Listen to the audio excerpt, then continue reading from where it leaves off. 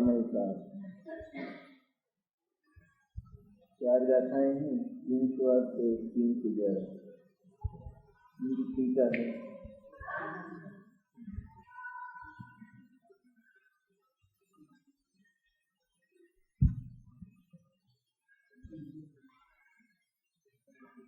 समय सार में क्रमबद्ध पर्याय की गाथाएं हैं। आज एक प्रश्न होता है, क्रमबद्ध कहाँ से निकाला गया? ये गाथाएं स्पष्ट हैं क्रमबद्ध पर्याय के लिए, इसमें शब्द भी आया है क्रम नियमित। टीका में है क्रम नियमित। टीका है इनकी। क्या कहा गाथाओं में? द्रव्य जिस पर्याय से उत्पन्न होता है उस समय वह उस पर्याय से तन्मय है। क्यों कहना चाहते हैं आचार्य बात? द्रव्य की पर्याय पर किसी दूसरे का कर्तृत्व कभी नहीं हो सकता, कारणता नहीं हो सकती, संबंध नहीं हो सकता, अधिकार नहीं हो सकता, क्योंकि उत्पन्न होने वाली पर्याय में वो द्रव्य तन्मय और द्रव्य में वो पर्याय तन्मय है। इस तरह उस द्रव्य में किसी अन्य के कर्तृत्व की गुंजाइश नहीं। पूरा कर्तृत्व उस पर्याय को उस द्रव्य का है, इसलिए उसमें कर्तृत्व की और कारणता की गुंजाइश नहीं। तो द्रव्य ही कारण है और वह द्रव्य ही कर्ता है, और दोनों एक में एक हैं। पर्याय एक के बाद एक पैदा होती है। जो पर्याय पैदा होती है वो पर्याय उस द्रव्य के साथ तन्मय होकर पैदा होती है। पैदा होकर तन्मय हो जाती है वो नहीं, पर उस द्रव्य के साथ तन्मय होकर पैदा होती है, क्योंकि वो पर्याय द्रव्य के भीतर से पैदा होती है।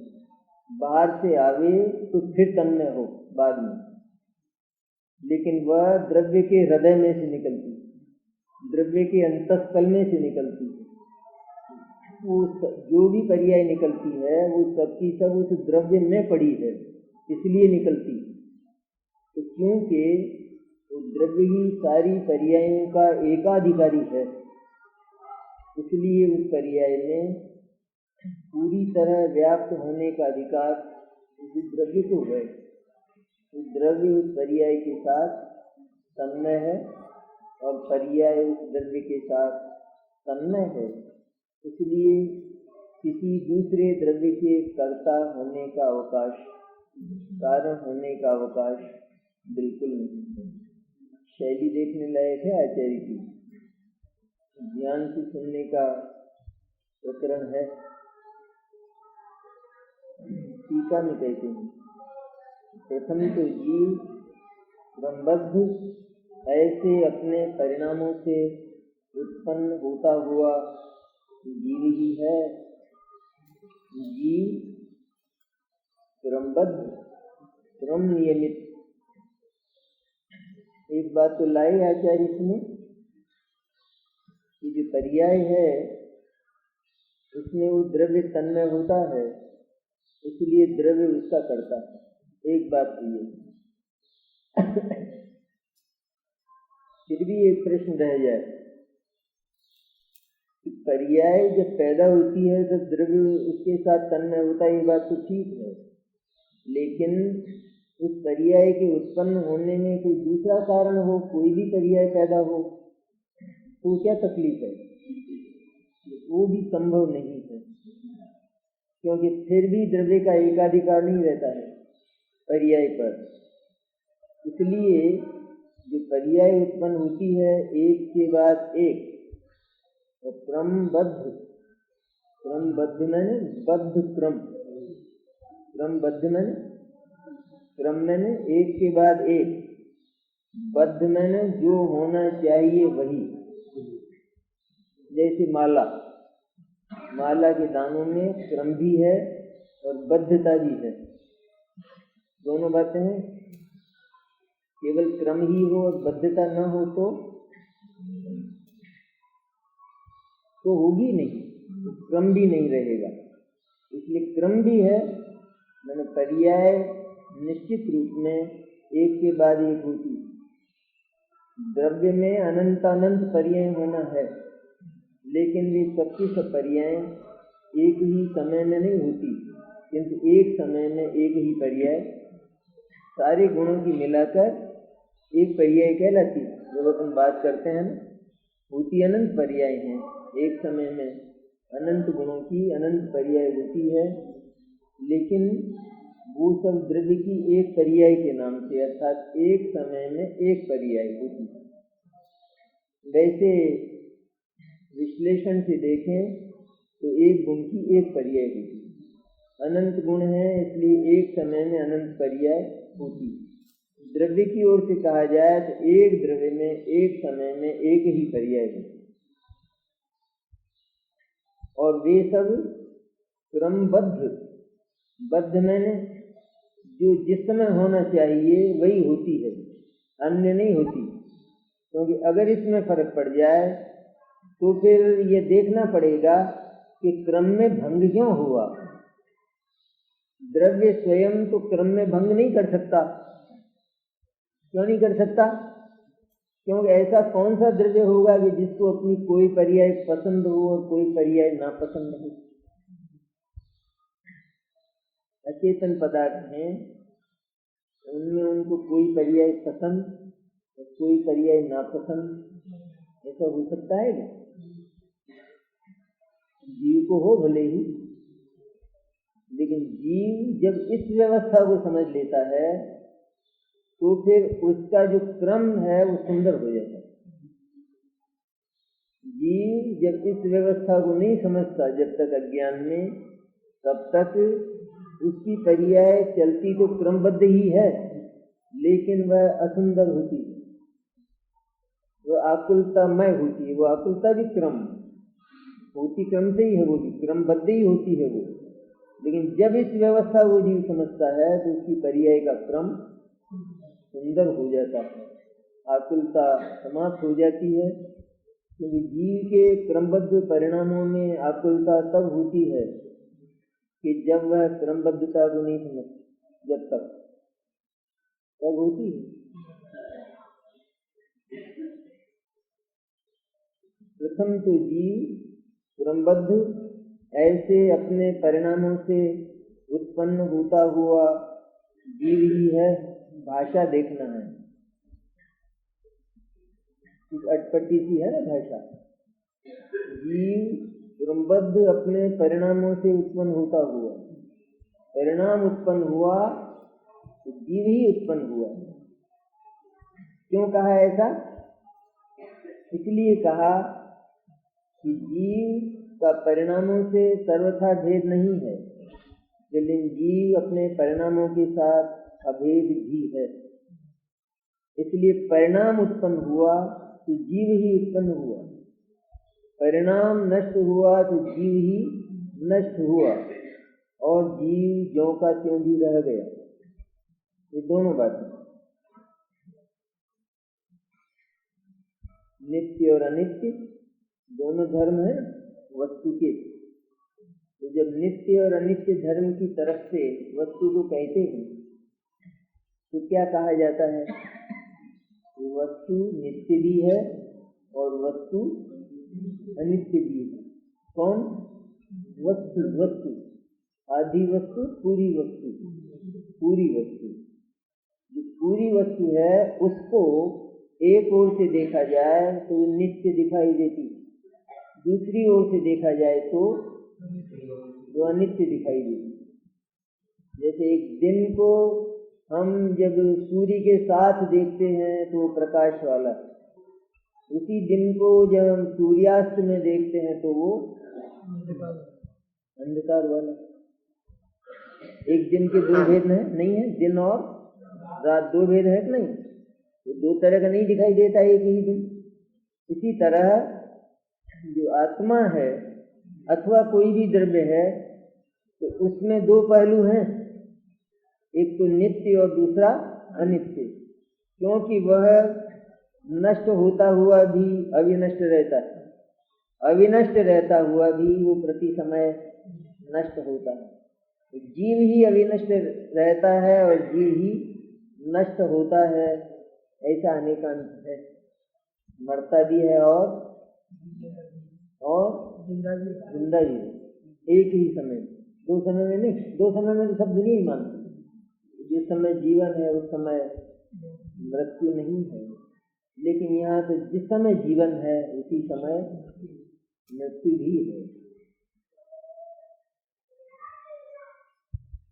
तो प्रथम तो जीव क्रमबद्ध ऐसे अपने परिणामों से उत्पन्न होता हुआ जीव ही है। जीव का अनादि अनंत परिणमन है। कैसा भी परिणमन जीव का रहा हो, लेकिन वह जीव अपने जीवत्व को नहीं छोड़ता। उस जीव के परिणामों में निमित्तता कैसी भी रही हो, कितने ही पदार्थों की कर्म से लगाकर लोक के असंख्यात पदार्थों की निमित्तता जीव के परिणामों में रही हो, लेकिन जीव सदा से अपने क्रम में जो परिणाम करता आया है उन परिणामों में वो जीव ही है। अपने परिणामों से उत्पन्न होता हुआ जीव ही है। कभी ऐसा नहीं हुआ कि जीव का कोई परिणाम चलते चलते चलते अजीव के निमित्त से अजीव हो गया। जीव तो जीव रहा हो और जीव के परिणामों में अजीवों की अचेतन पदार्थों की निमित्तता होने के कारण जीव के परिणामों में अचेतनता आ गई हो, ऐसा कभी नहीं हुआ। जो परिणाम उत्पन्न होता है वो परिणाम चेतन है, इसलिए जीव उन परिणामों से उत्पन्न होता हुआ सदा जीव ही रहता है, अजीव नहीं, अजीव कभी नहीं होता। अपन लोग देह के साथ रहने से जीव को ही अजीव मानते, अथवा जीव का ठिकाना ही नहीं, शरीर को ही जीव मानते हैं और शरीर में होने वाले सारे परिणामों को जीव के परिणाम के रूप में ही देखते हैं। ये सब जीव की, ये सब जितना हो रहा है ना, हलन चलन स्पंदन, ये जो दिख रहा है ये आंख देखती है। देखने वाला जीव होता है, जो देखता है, जो जानता है, उसको जीव कहते हैं। आंख तो देखती जानती नहीं है। ऐसा हुआ क्या कि जीव देखते देखते देखते आंख हो गया, आंख बन गया? ऐसा हुआ? प्रति समय एक परिणाम उत्पन्न हुआ, पहले का परिणाम उसी समय नष्ट हुआ। वो परिणाम नष्ट हुआ और जो परिणाम उत्पन्न हुआ उस परिणाम में जीव ही है और वो परिणाम जीव ही है। ऐसा नहीं वो परिणाम परिणाम है, जीव न्यारा है, पर वो परिणाम जीव ही है। जीव का हर अवयव जीव है, चेतन का हर अवयव, हर अंग चेतन है और अचेतन का हर अंग अचेतन है। कभी भी अनंतानंत परिणामों से उत्पन्न होता हुआ जीव कभी अजीव नहीं होता। इसी प्रकार अजीव भी क्रमबद्ध अपने परिणामों से उत्पन्न होता हुआ अजीव ही है, जीव नहीं। इसी प्रकार अजीव शरीर चाहे कितने ही परिणाम करे, लेकिन शरीर को जानना नहीं हो सकता, और आत्मा चाहे कितने ही परिणाम करे, लेकिन आत्मा को बुखार नहीं हो सकता। तो अपन ने क्या माना? इस शरीर के जितने अंग हैं ये सब जानते, और आत्मा को बुखार आता। तो क्या माना? कि जीव उत्पन्न होता होता परिणाम करता करता करता अजीव हो गया, और जो अजीव है वो जीव हो गया। ऐसा होता है कभी?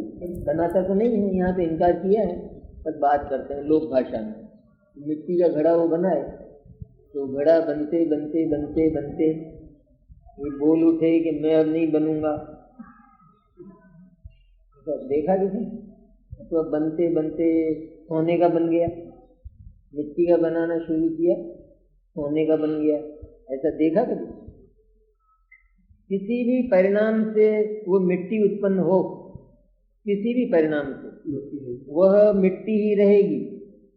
कोई भी परिणाम मिट्टी का हो, उस हर परिणाम में वो मिट्टी ही है और वह परिणाम भी मिट्टी ही है, क्योंकि वो परिणाम उस मिट्टी से तन्मय है और मिट्टी उस परिणाम से तन्मय है।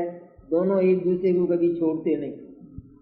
और आश्चर्य क्या है कि एक परिणाम तो चला गया, पहले वाला परिणाम, ये परिणाम बिल्कुल नया आया, तो इस परिणाम को कोई भी लूट लेता, इस पर्याय को, तो वो नहीं हो सकेगा। क्यों नहीं हो सकेगा? क्योंकि वो परिणाम उत्पन्न होता है तभी से उसमें उसका स्वामी तन्मय है, वो द्रव्य उसमें तन्मय है। ऐसी व्यवस्था आश्चर्य पैदा करने वाली, वरना तो कोई लावर इसकी तरह से उस परिणाम को लूट ले, लेकिन लूट सकता है?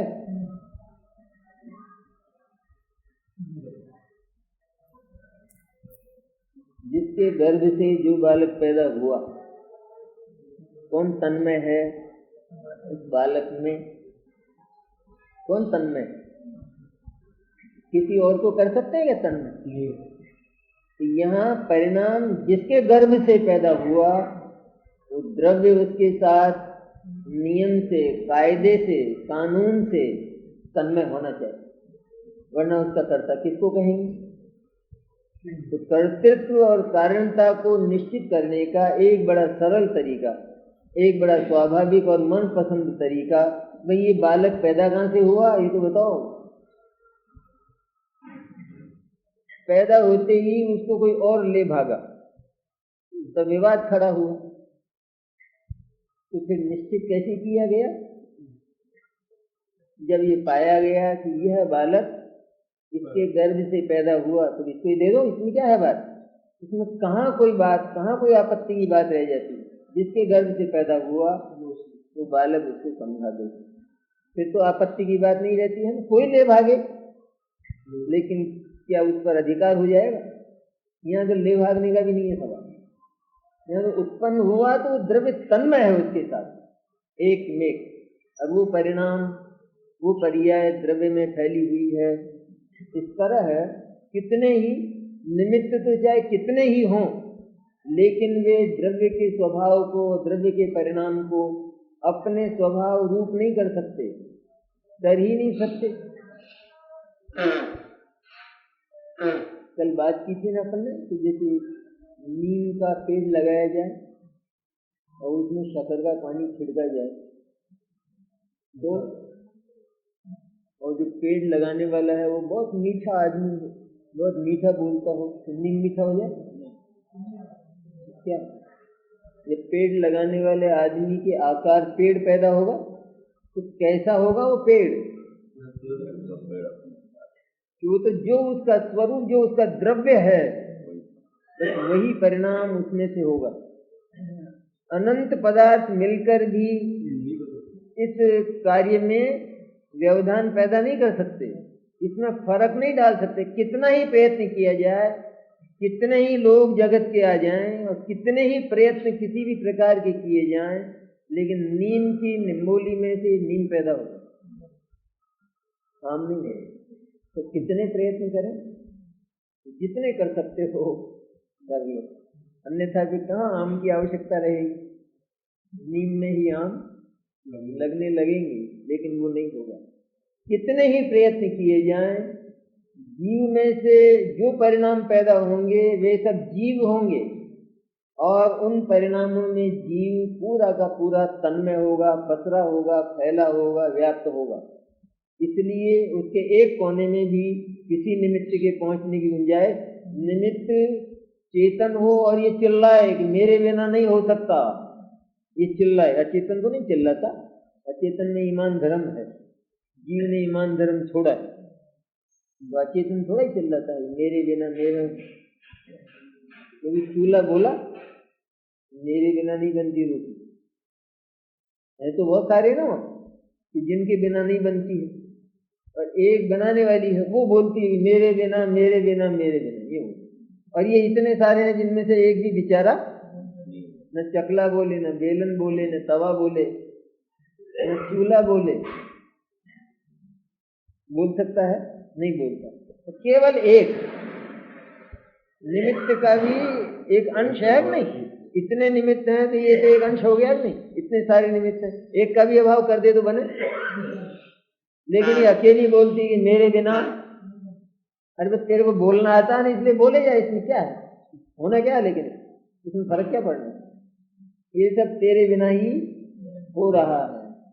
अगर तेरे बिना नहीं होता हो तो तू तेरी जैसी एक और पैदा कर दे बेलते बेलते, लेकिन उस आटे से केवल आटे की रोटी ही बनेगी और कुछ भी संभव नहीं। अन्यथा जो करता है, जो उसके उस परिणाम को करने की बात करता है, तो उससे ये तो कहा ही जा सकता है ना, देखो हमने ये तो देखा है इस आटे में से सारी दुनिया में आज तक ये रोटियां ही बनी हुई, और तुम अपने आप को करता कहते हो, तो कुछ और करके तो बताओ, थोड़ा इसको करके बताओ कि मैंने किया है ना, ये तो इसके भीतर है ही, ये तो बनता ही है, ये तो जगत में होता ही है। तुम अगर कुछ करके बता सकते हो तो बताओ ना कुछ करके, और नहीं तो इस ज्वार की रोटी से गेहूं की रोटी बना के बताओ। वो नहीं हो सकता है, वो नहीं हो सकता है तो फिर कुछ भी नहीं हो सकता है। जो होना चाहिए वही हो रहा है।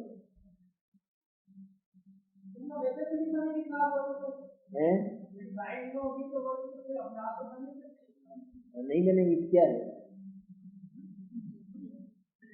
ये झगड़ा पड़ा हो गया क्या है? उसके नहीं होने पर नहीं बनती, उसके होने पर बनती है। बोलो तुम, उसके होने पर बनती है? झगड़ा मिटा करो क्या? नहीं नहीं की तो बात क्या है? वो होने की बात, जो खास वजनी पक्ष है ना उसकी बात है। ये तुम नहीं की क्या बात करते हो? ठीक है, नहीं होती है तो नहीं बनती है, लेकिन वो होती है तो बनती है क्या, ये बोलो ना। तो इसमें तो और ज्यादा उसका अपमान हो गया कि वो है और वो नहीं बन रही है, और वो होती है तो वो उसके होते ही बन जाती है, या वो भी जब बनना हो तभी बनती है? नहीं, इसमें तो बहुत विकल्प है, कितने विकल्प हैं। बनाती है, किसी ने आज तक एक सी रोटी बनाई?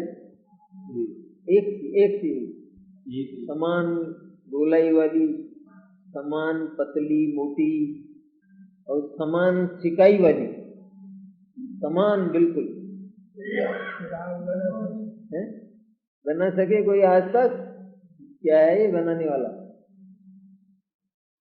और बनाने में, उसके बनाने में इतना समय ही क्यों लगता है? एक रोटी कितने समय में? तो मैं 1 मिनट में बना देती हूँ। अच्छा, 1 मिनट में बना देती हूँ तो आधे में बनाओ। अच्छा, आधे में बना देती हूँ तो ऐसा करो फिर 1 सेकंड में बनाओ, वो नहीं बनेगी। अब क्या हो गया? वो नहीं बनेगी तो फिर वही बनती है ना, जितने समय में बनती है तो उतने समय में वही बनती है। तुम्हारा बनाना तुम्हारी हैसियत के बाहर है। ऐसी बहुत बातें हैं कि जब वह जीव का अभिमान निरुत्तर हो जाता है, थोड़े समय तक चले तो अंत में वह निरुत्तर हो जाता है। उपादान की शक्ति ऐसी है कि वह उसको निरुत्तर कर देता है। तो तुम समय क्यों लगाते हो? रोटी बनाने वाली ये चाहती है कि टाइम लगे, वो तो यह चाहती है, बल्कि वो अपने विकल्प में तो सारी रोटियां एक बार में बना लेती, विकल्प में बना लेती है कि नहीं? तो ये तो उसका अधिकार था कि वो अपने विकल्प में सारी रोटियां बना ले, ये तो उसका अधिकार था, लेकिन वो चकले की रोटी सारी एक समय में नहीं बना।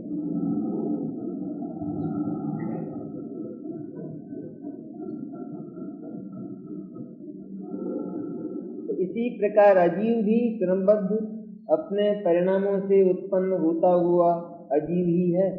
इस तरह अजीव भी अपना जो परिणाम करता है वह परिणाम क्रमबद्ध है, उस समय वही परिणाम होना है और उस परिणाम से जीव का कोई संबंध नहीं है। इसलिए जीव आकुलता से बस हो, वह परिणाम जीव का किया नहीं होता। एक बात, उस अजीव के परिणाम से जीव का कोई संबंध नहीं है। अजीव में वह परिणाम जब होना है तभी होता है, और अगर वह परिणाम अजीव में न हो तो जीव को कोई नुकसान नहीं है, और अजीव में वो परिणाम हो जाए तो जीव को कोई लाभ नहीं है। तो आकुलता, फिर आकुलता बच गई, ढूंढो तो सही, कहीं छिप गई हो, कहीं किसी कोने में समाप्त हो जाती है ना। जब अपने प्रत्येक परिणाम का कर्ता अजीव ही है और मेरा कर्तृत्व उसमें नहीं है, तो फिर मुझे सबसे पहले अपना वो अभिमान विसर्जित करना, और इसके बाद उसके प्रति किंचित राग रह गया हो तो वो भी विसर्जित करना।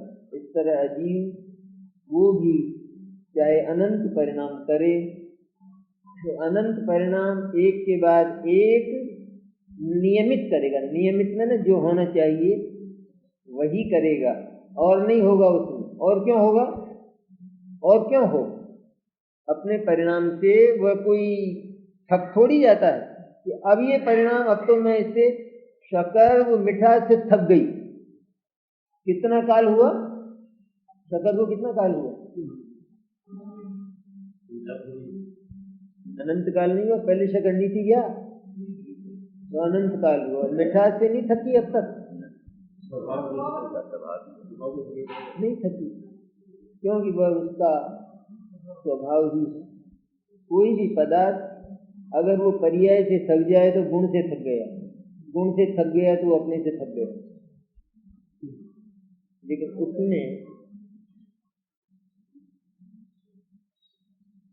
क्योंकि जैसे कंकण आदि परिणामों से उत्पन्न होने वाले, ऐसे सुवर्ण का कंकण आदि परिणामों के साथ तादात्म्य है, उसी प्रकार सर्व द्रव्यों का अपने परिणामों के साथ तादात्म्य है। सूत्र है ये सब, सारे कानून है एकदम। ये तो उदाहरण दिया पर बिल्कुल कानून है। लोक में और आगम में भी निमित्तों की ओर से चाहे कितनी ही चर्चा की जाती हो, लेकिन कानून यह है कि हर पदार्थ का अपने परिणाम के साथ तादात्म्य है। इसलिए वही पदार्थ उस परिणाम का कर्ता होता है और होना चाहिए। दूसरे को उसका अधिकार नहीं दिया जा सकता। अगर इस तरह दिए लिए जाए, एक अपराधी अपना अपराध दूसरे को संभला दे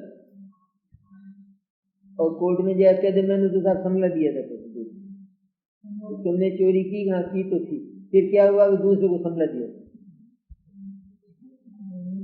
नहीं संभलाया जा सके, कोई मान भी नहीं लेगा कोर्ट में। कोर्ट नहीं मानती है तो लोक में तो चाहे जो उखाड़ पछाड़ होती रहे, लेकिन जो न्यायालय है वहां एक जगह ऐसा नहीं होता है। तब क्यों नहीं होगा? कि तुम उसके साथ तद्रूप हो, उस परिणाम के साथ। जो परिणाम तुमने किया है उस परिणाम के साथ तुम तद्रूप हो, आज भी तद्रूप हो। ऐसा नहीं कि चला गया तो तुम तद्रूप नहीं हो, वो नष्ट होकर तुम्हारे भीतर गया है, इसलिए उसके साथ आज भी तुम तद्रूप हो। अगर वो कह दे जैसा चोरी कहाँ है, जरा बताओ तो चोरी कहाँ है, तो जज क्या कहेगा? चोरी है उस समय चोरी है क्या? चोरी का कार्य है क्या उस समय? वो कह देगा साहब वो तो नष्ट हो गया, आप पकड़ ही नहीं सकते मेरे को, तो किस आधार पर पकड़ेगा? सर चोरी का जो काम था वो तो नष्ट हो गया, अभी कहाँ है? मैं अभी चोरी कहाँ कर रहा हूँ?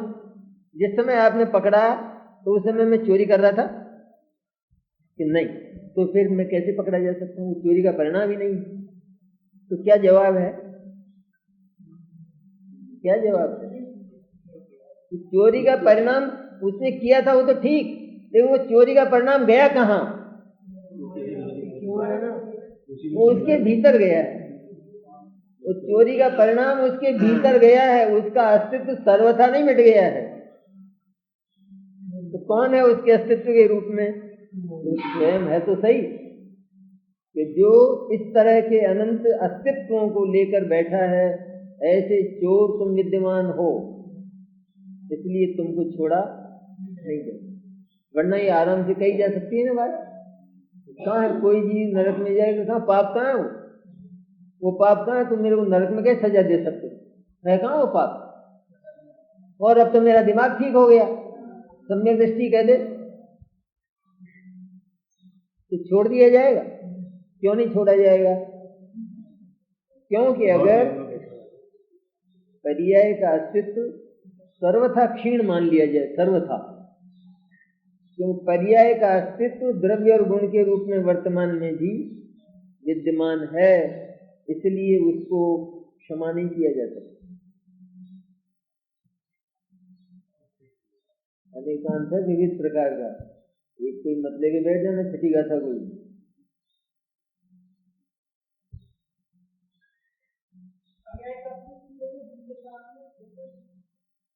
क्या हुआ फिर? द्रव्य गुण के बिना पर्याय पैदा होती है? फिर द्रव्य और गुण के बिना अगर पर्याय पैदा होती हो तब तो पर्याय का स्वतंत्र अस्तित्व मान लिया जाएगा, लेकिन वो पैदा ही द्रव्य में से होती है, इसलिए द्रव्य ही उसका सर्वे सर्वा है पर्याय का। उस पर्याय को उत्पन्न करने का और उस पर्याय को नष्ट करने का अधिकार भी कोई नष्ट नहीं कर सकता। उस पर्याय सारे अधिकार उसी को है। और अधिकार क्या है? उस द्रव्य में व्यवस्था ही ऐसी है, एक समय में उत्पन्न होती है और दूसरे समय में अपने आप नष्ट हो जाती है। व्यवस्था ही ऐसी है, अनुशासन ही ऐसा है, प्रशासन ही ऐसा है, डिसिप्लिन ही ऐसी है। वहाँ द्रव्य को कुछ ज्यादा खींचातानी और बल प्रयोग नहीं करना पड़ता, लेकिन इतनी सुंदर व्यवस्था है। पर्याय आती है, एक क्षण रहती है, दूसरे समय में चली जाती है। अपन जो श्वास प्रश्वास लेते हैं तो उसमें अपने को सोचना पड़ता है, ज्यादा खींचातानी करना पड़ता है। अब लूं अब छोड़ूं, तो ये प्राणायाम कर रहा दिन भरी, अब लूं अब छोड़ूं ऐसा करना पड़ता है। तो क्या होता है? क्यों होता है ऐसा? कि जीवन की व्यवस्था ही ऐसी है, जीवन का स्वरूप ही ऐसा है कि वो आती है और निकलती, आती है और निकलती है। उसके लिए किसी को ध्यान रखना नहीं पड़ता। जहाँ ध्यान रखना पड़े वहां व्यवस्था में कसर है, जहाँ ध्यान न रखना पड़े वहां पर व्यवस्थित है सारा का सारा। निश्चिंता कब हो सकती है? कि जब व्यवस्थित हो, द्रव्य भी व्यवस्थित, गुण भी व्यवस्थित और उसकी पर्याय भी व्यवस्थित। परिवार पैदा तो कर दिया, लेकिन अब बस का नहीं रहा। गांधी जी को प्रश्न किया ना एक बार किसी ने, ये सृष्टि किसने बनाई? तो बनाई तो भगवान नहीं थी, तो अब क्या हुआ? अब उनके बस की बात नहीं थी, तो ऐसी क्यों बनाई? फिर मालूम तो था ऐसा नहीं है। यहाँ तो पर्याय द्रव्य में होती है और वो द्रव्य के बस की बात ही नहीं रह कभी, वो तो द्रव्य को छोड़कर ही कहीं चली जाए, ऐसा नहीं होता। इसलिए सचमुच द्रव्य उस पर्याय को पैदा नहीं करता और द्रव्य के बिना पर्याय कभी होती नहीं। सहज ऐसी व्यवस्था है कि द्रव्य में एक पर्याय का जन्म होता है और दूसरे क्षण के प्रारंभ में उस पर्याय का अभाव हो जाता है। इस तरह का क्रम स्वयं व्यवस्थित अनंत काल तक चलता रहता है।